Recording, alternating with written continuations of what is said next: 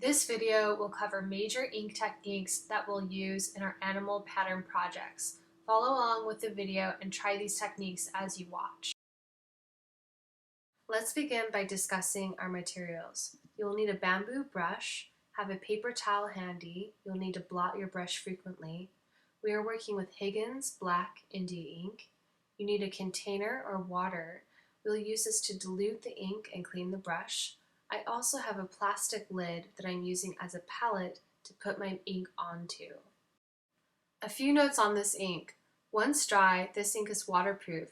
Use water to dilute the ink as you paint, but after it dries, it can no longer be manipulated, unlike water-soluble inks or paints. We are working with a round bamboo brush. A round brush is thicker at the base of the hairs and comes to a fine tip. Round brushes are dynamic tools. If you lift the brush and softly apply the tip, you can get incredibly fine, thin lines. If you press the brush down into the paper, you can get thick lines. In one brush stroke, you can vary the pressure and achieve a line that flows between thick and thin. Try this out in your own sketchbooks. Become familiar with your brush and the ink. Test how thin you can get the lines. Try to create lines that vary in thickness. This technique, like all of the techniques in this video, will be required in your final pattern piece. Next, I will show creating a gradient with the India ink. To create the lighter values, I need to clean my brush and add more water into my ink mixture. If the value you place down is too dark, blot your brush, rinse it in water, and use the water to dilute the ink on your paper. If you want to darken a value, get more of the pure ink and tap it onto the wet surface. Keep using the water to drag the ink out and achieve lighter values. This will take practice. The point of this assignment is to practice these techniques now and get used to them before you work on a larger and more time-intensive illustration. Being able to create gradients will be important for our next project. You will need to go into areas and apply light washes and achieve a spectrum of values. You will be creating layers of pattern using your Sharpie. You want to make sure that you know how to apply a light wash over these Sharpie pattern layers. You don't want to end up covering all of your pattern work in a wash of India ink that is too dark. Again, practice that here to save yourself frustration with the larger project.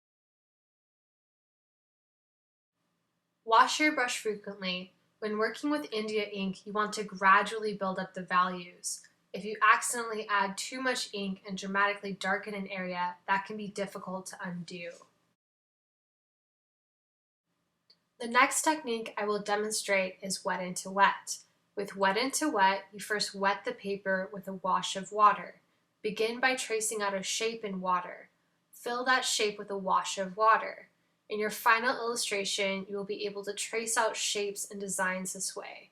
Once you have filled your shape with a wash of water, you can then begin to tap down India ink onto the wet surface.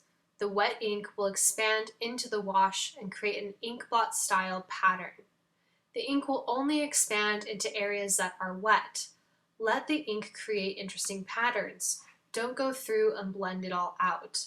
If the ink is not expanding, it means the paper is not wet enough and you need to add a little more water. Add a little water at a time. Adding too much water will cause the drawing paper to wrinkle.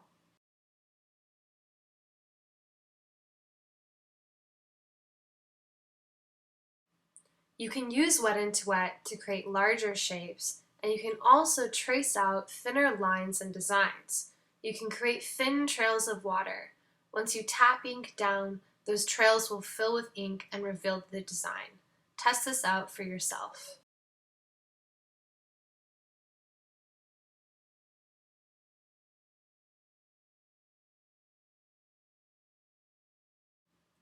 If we return back to some of our lines we made at the beginning of the session, we can see that when the ink dries, it can look quite a bit lighter than when you first lay it down.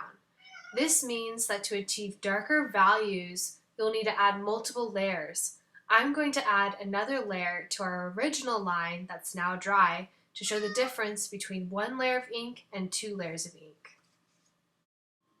Once both layers have dried, you will see that the 2 layers of ink will achieve that darker value. Those are the major ink techniques for this project. To review, they include achieving thin and thick lines by varying the pressure with your brushes, creating gradients by diluting your ink with water, making interesting designs with wet into wet, and creating darker values through layers of ink. Now use the rest of your sketchbook page to continue experimenting with the ink. One last note, make some designs to fill in with a solid wash of ink. It will be important in the final illustrations to have a balance of dark and light.